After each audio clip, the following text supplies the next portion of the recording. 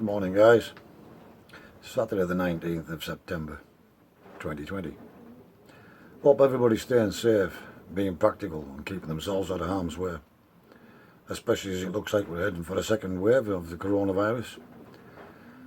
I personally have still been donning the mask and gloves at all times, but it was quite apparent that there was a number of individuals just thought everything was back to normal again. But I'm not going to bleat on about that. Right, guys, I'm just giving you a bit of a quick update. Just to let you know I'm still here. And just a little bit of an update with what's going on. So, I've never been near the garden since the last video. I haven't got a clue what's over there, how bad it is, how many weeds there is, anything. Each weekend, with the little bit of energy I have had, I've just been concentrating on the pigeons and cleaning the lofts out. And it's been rather slow going, to be perfectly honest. I just haven't had any energy or motivation. I'm not quite sure why. I've started taking some vitamin D tablets now to see if that will help. I'm not sure whether it will or not. But yeah, I get very tired very quickly now, just doing anything at all. So I've just been concentrating on keeping on top of the pigeons, to be perfectly honest with you. So we've cleaned all the sheds out now except one. I've still got one major clean to do, and hopefully I'm going to get that done today. So, as promised, we started to sell the pigeons, and the first ones I let go were all my favourites. And I decided if I'd done it that way, that one, they would probably go like hotcakes, which they did, and two, once those ones were out of the way, it could only get easier. However, things didn't go quite according to plan. I have sold approximately 35 pigeons, maybe 40, but I've still got at least another 60 that I would like to get rid of. So they are still advertised on the website and people are still browsing them. I've got new members joining on the site. And it might just be a case of they're waiting until they get paid, or it's just not the right time at the moment, or they don't need the stock right now. But people are definitely interested and more people are signing up on the website. The polytunnel I've just left to grow wild. I'll give you a quick look in there in a minute. I've been eating tomatoes till they're coming out of our ears, and cucumbers, and I don't think I've given those plants a drink of water now in 5 weeks. They've literally just put the roots down now into the beds, gone through the cardboard into the ground underneath, and they're finding the water themselves. I might add as well, as a consequence of that, the tomatoes are extremely lovely. They're really, really sweet and tasty. The cucumbers are maybe not quite so, but the type that I grow market more, they do tend to have a little bit of a bitter taste anyways, especially the skin. So we peel them with a potato peeler, and normally they taste like melon, and they still do to a greater or lesser degree. But the last one or two have been just a tad bitter, so I've actually just give them a drink this morning. But that's the first water they've had in 5 weeks. So we'll give you a quick look in there, guys. And as I said, then I want to get cracking, and I've got my grass to cut yet again. And I'm hoping this will be the last one, seeing as it's mid-September now. It usually stops growing around the end of September, so there might be one more after this. I cut it last week, then we got a load of rain, and then the sunny weather came. And it's back around my ankles again, so it's got to be cut today. Certainly this weekend. So today's the better day. Sunday, tomorrow's going to be raining, so I'll maybe get the grass cut today and the last pigeon loft bottomed out and disinfected and everything. But in spite of still having quite a number of birds, I can feel that the workload on the birds has actually gone down. Now that there's approximately 35-40 pigeons already gone. And it will make a difference. I just need to get rid of these other 60 and get the numbers right down till about 20, and then I'll be back on top of things again then, guys. and I'm hoping by then I'll have some mojo and I'll have some energy. I'm not sure whether it's deteriorating by the day or whether it's actually going to, it's just a phase I'm going through and it's going to get back to normal again. I'm hoping it's the latter. Anyways guys, for now I'll pause you out and then I'll give you a quick look around the polytunnel and the allotment. And a day may even go and have a venture over into the garden just to see what's going on. So I'll catch you later guys. Bye.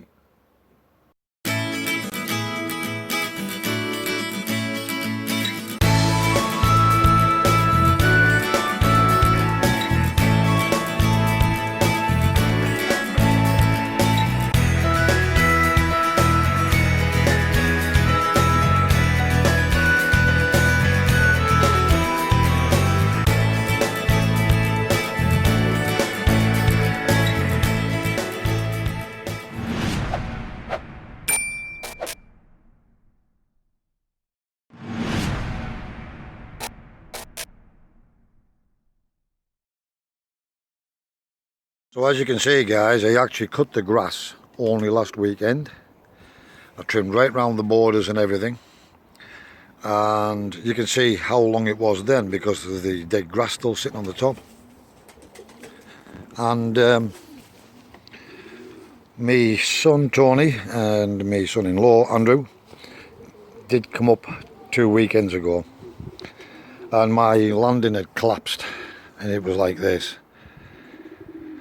And they came up with a trolley jack, a big hydraulic jack, and they jacked all the landing up and Tony got underneath. Well, the pair of them did actually. They've put me some new runners in there and lifted all the landing back up square again because it was sagging all over the place. Put some new posts in, jacked them up, propped the posts, put bricks underneath to try and stop them sinking again. And as you can see, I had some of the timber that I was going to be using for the beds over in the growing area. I decided I would use the timber up, so we've got some decking boards down here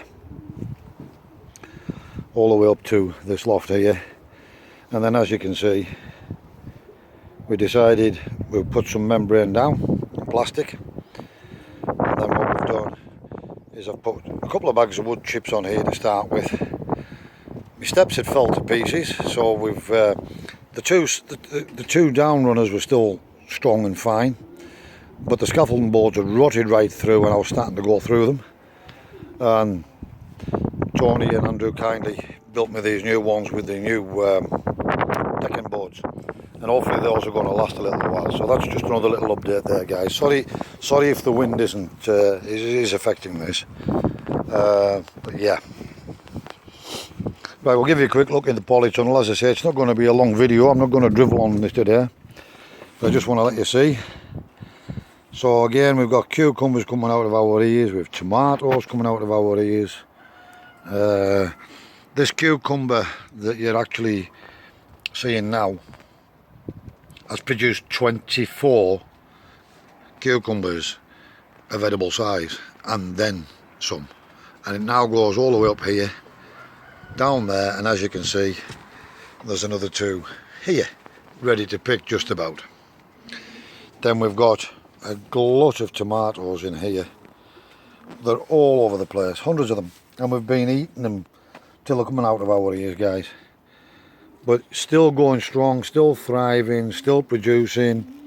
Even the little plum tomatoes, they're really sweet now.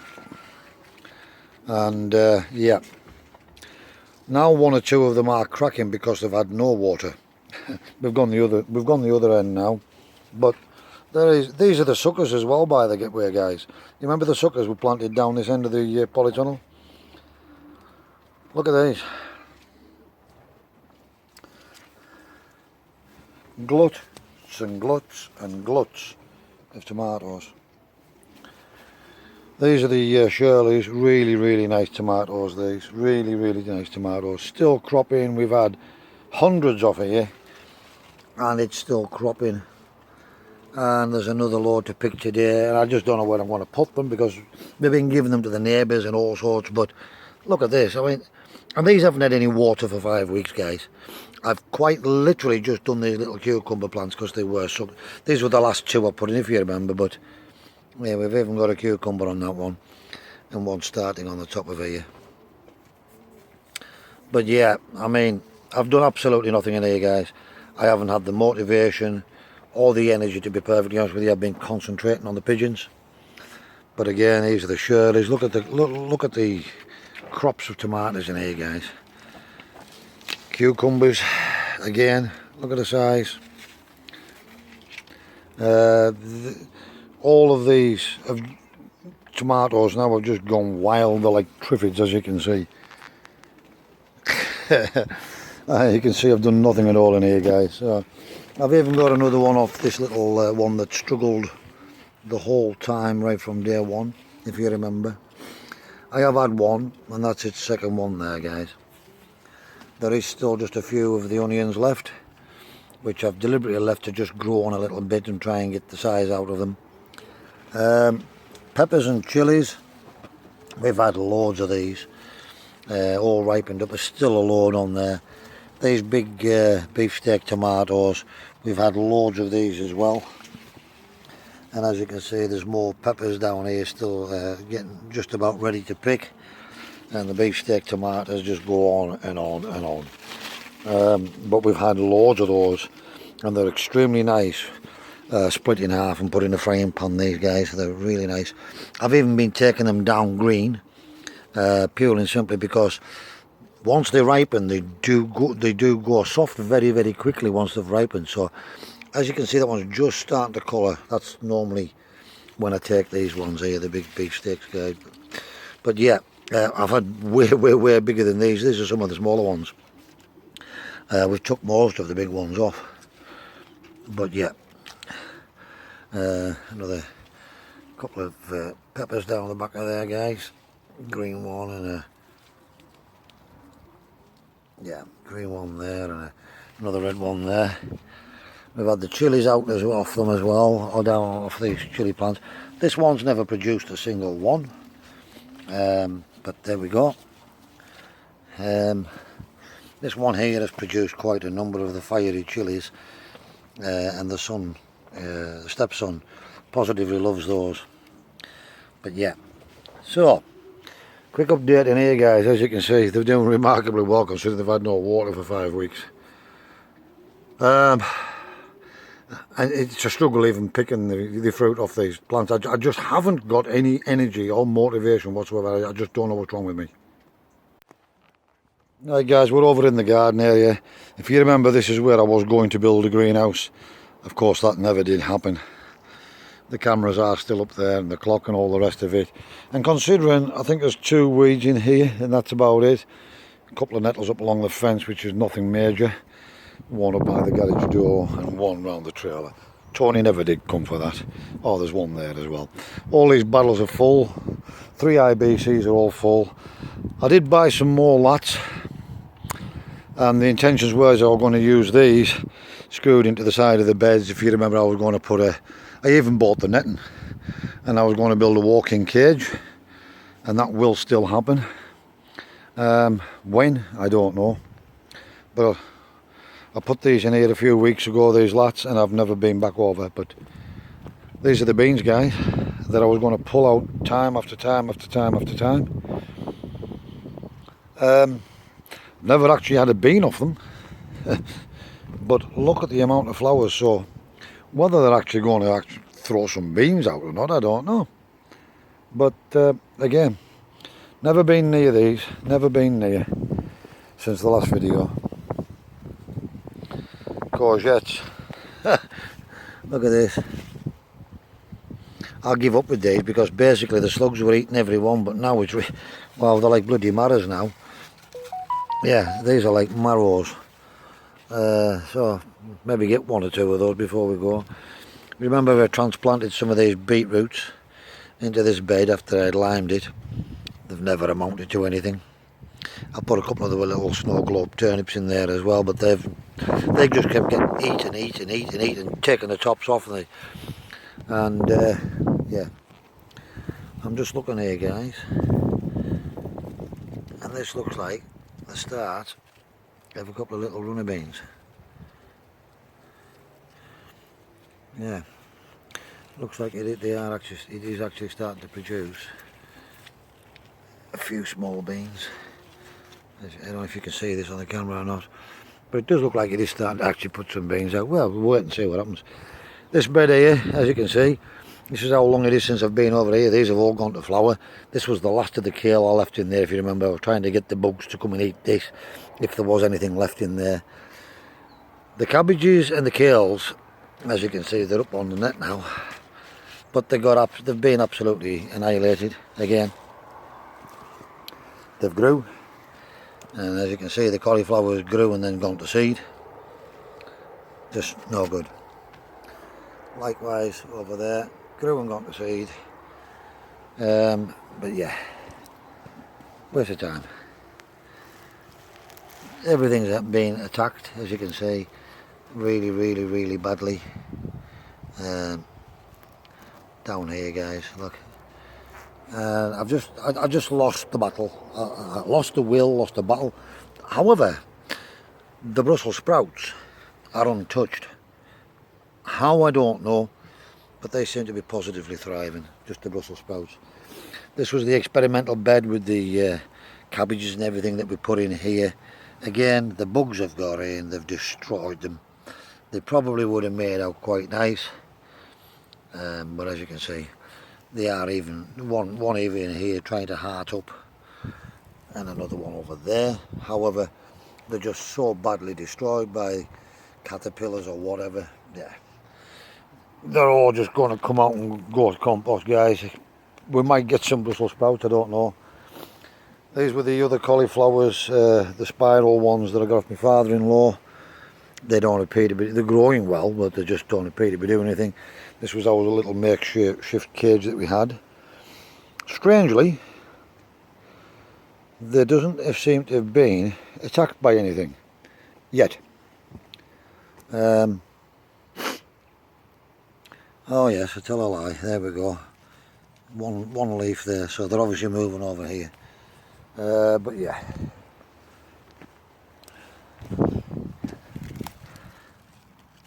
The beetroots.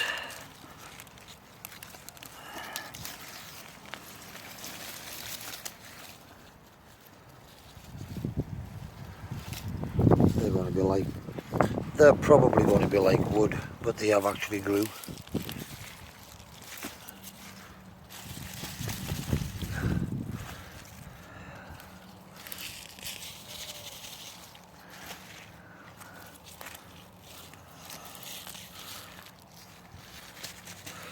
We'll take them down home, we'll wash them and boil them and see what happens. Don't know whether they're going to be any good or not, guys, to be honest with you, but one or two of them might be alright. But again, they haven't really amounted to much. But you can see they were still under constant attack.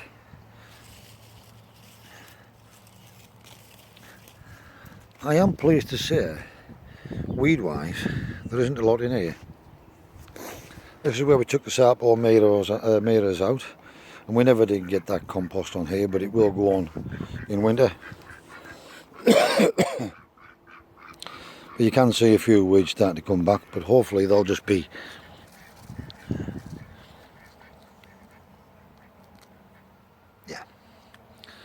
relatively easy to pull. Yeah, they're not deep rooted at all, guys.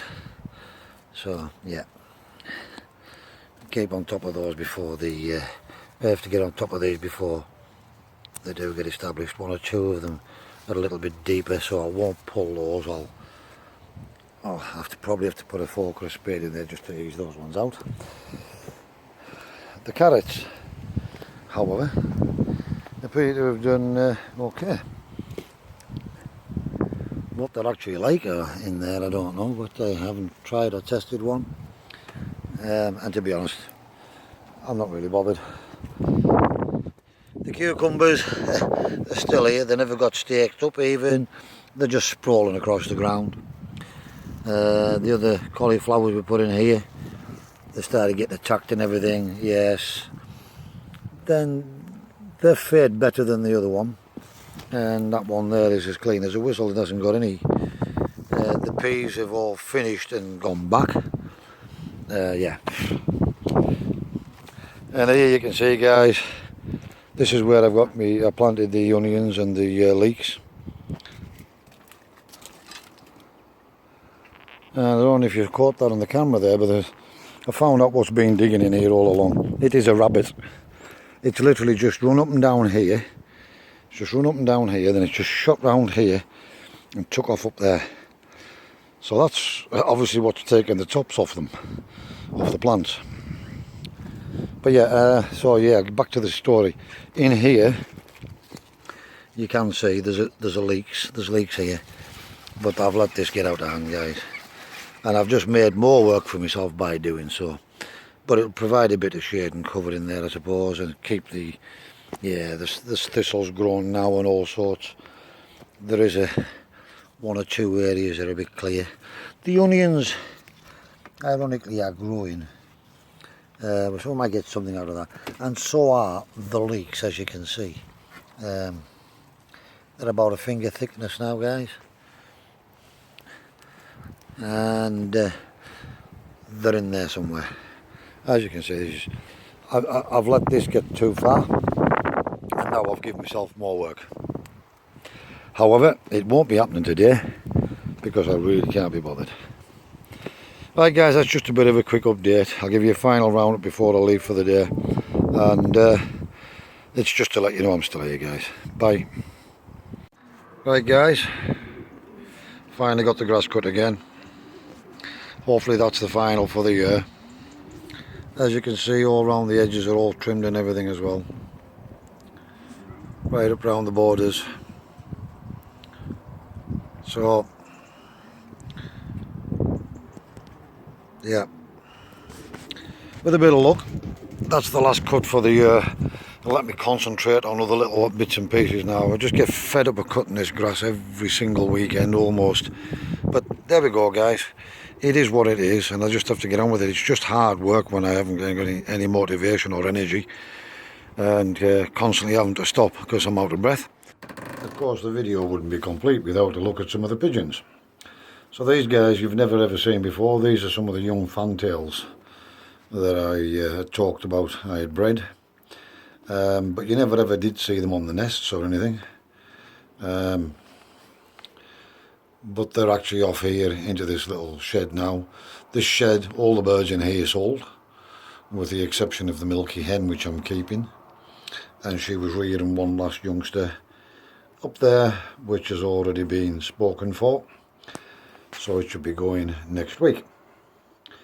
And then all we have, once the milky hen goes back in her own loft, will be these 6 fantails. There's 6 little fantails. All just had a bath this morning, so they're all just chilling out and relaxing now. Sorry about the camera work, guys, because of the wire. And that one was an experiment. So these are fantailed crosses with a yellow pigeon. I was trying to put yellow into the racing pigeons, into the fantails, sorry. We ended up with a red pied and a checker. Now, the red pied has got a semi-fan tail, the check not so much, but they are obviously carrying fan tail. They may or may not be used in the breeding program for the fantails. However, it's more than likely they'll just be sold for a £5 a piece to anybody who's just keeping fancy pigeons or just wants a few pets. So anybody interested in those, they're available for £5 each. One or two of the youngsters have turned out quite pretty, and as you can see they've got lovely big tails on them. Again, these are for sale. The fantails, the pure fantails, they'll be £10 each. Anybody who's interested in those, I can put them on the website, or you can just inquire about them in the comments section below.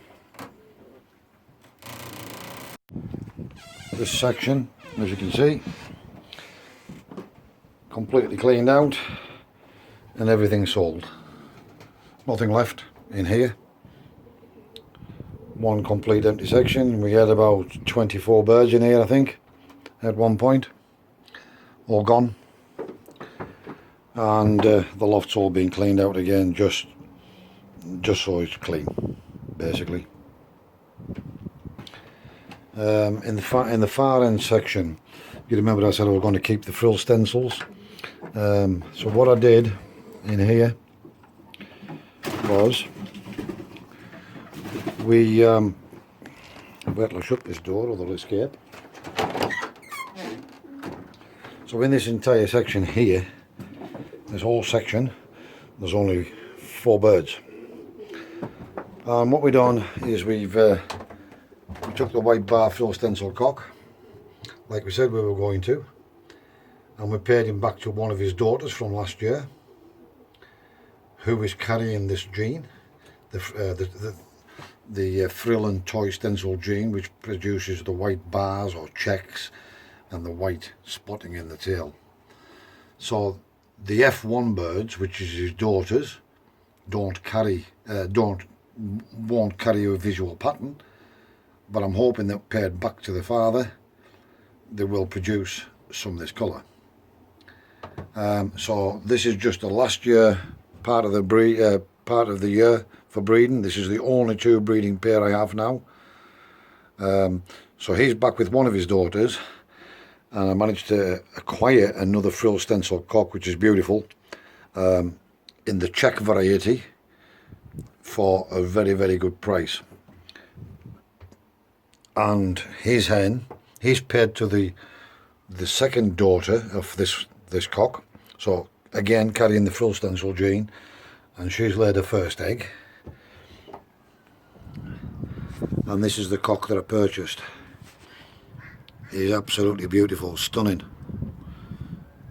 And that's a frill stencil cock, Lebanon cock. Then up here are the 2 daughters of the white bar cock from last year. So they're F1s. One is an Andalusian and the other is a black. And they both carry the frill stencil gene.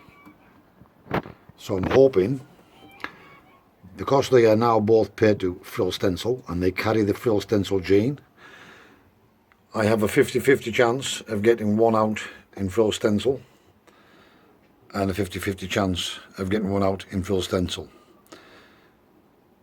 We may even get lucky and get 2 frill stencils and 2 frill stencils, or we may get unlucky and get blacks and blacks.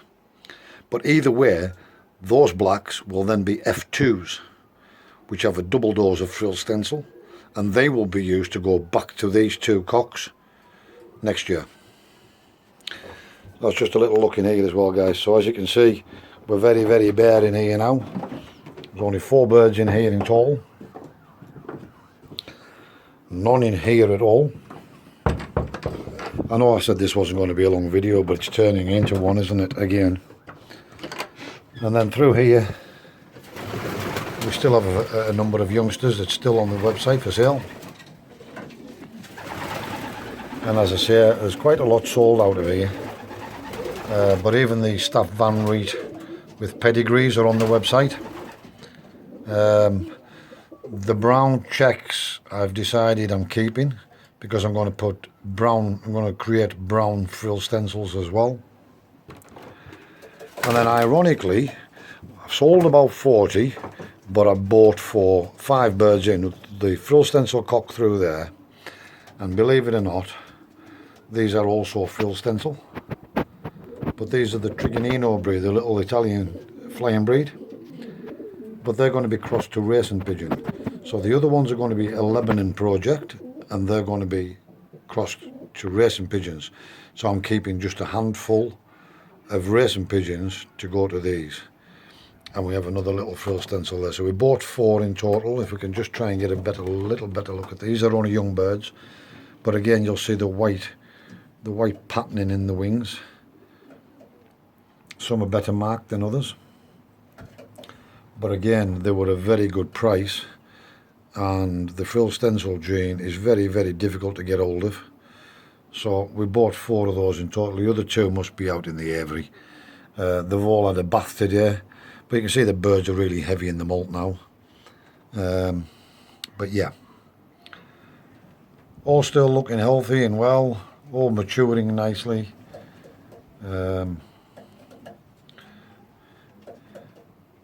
Yeah. And just in case you're wondering, Teresa, yes, we still have Mystery. See if I can see, she'll be out in the area, I'm going to imagine. There she is. That's Mystery. And there's another one of those white checkers. So there's Mystery there, right in the middle. So even though there looks a lot in here, there's still only, I think, 30 birds, I think. So these are all to go, with the exception of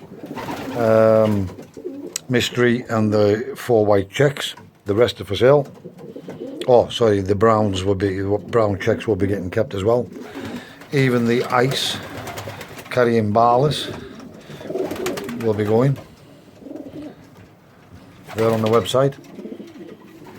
And then of course I have the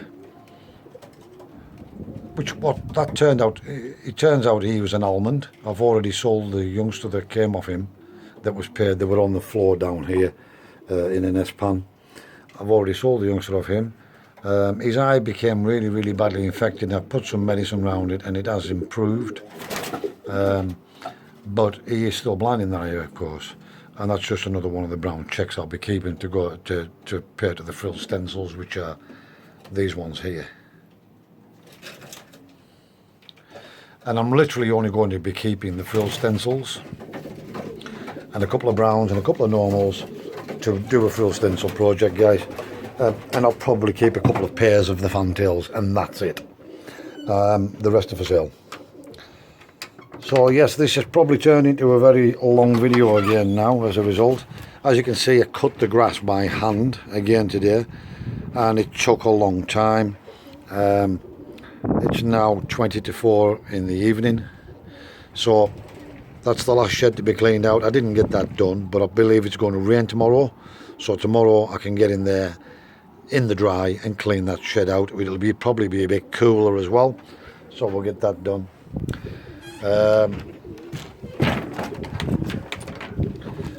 In that stock shed down there, I think there is only 8 birds left in there now. Quite a number of those of my favourites have all sold. There's 8 birds left in there, and there's a guy inquiring about some of those now. And then there's still about 30 hens in there, which I want shot of, with the exception of 2 or 3 of the normal ones to go for the frill stencil project. So I'll keep 2 or 3 of those, maybe 4. And then most of these ones in this end, as I say, they're out in the aviary now. So there's approximately, it's a ballpark figure, but there's about 28 in there to go, and there's about another 28 in there to go. But there's also 5 or 6 cocks in here to go as well. Okay guys, final roundup as always. Sorry if I have drawn on a little bit. I just see the old, give myself a bit of a skinhead again yesterday, as you can see. Sorry if this video has turned out to be a lengthy one. It was never intended to be a lengthy one, but I'm recording, so why not? Hope it isn't too long for you and boring the pants off you. It's just basically to let you know I'm still here for now. And I am still plodding on, and the numbers of the pigeons are coming down nicely. I would like to be much quicker, but it'll take as long as it takes. And just give you a bit of a general look around. It wouldn't have been a video without showing you everything: the garden, the polytunnel, the pigeons, and the grass cutting, of course. Right, so guys, thanks for watching as always. If you're new to this channel, then please do think about hitting the subscribe button. Give it a thumbs up or a like. Comments in the sections below, good or bad. Let me know what you think. I'm hoping over the next few weeks I will be sort of back to normal. We'll have some more regular videos to go up, but they'll be much shorter. There will be quick catch-ups, especially now as the winter months are starting to come round. There'll be far less to do in the garden and the polytunnel, and yeah, there should just be nice quick catch-ups. So thanks for bearing with me, guys. Stay safe, practical, and keep yourselves out of harm's way as always, and we'll see you in the next video.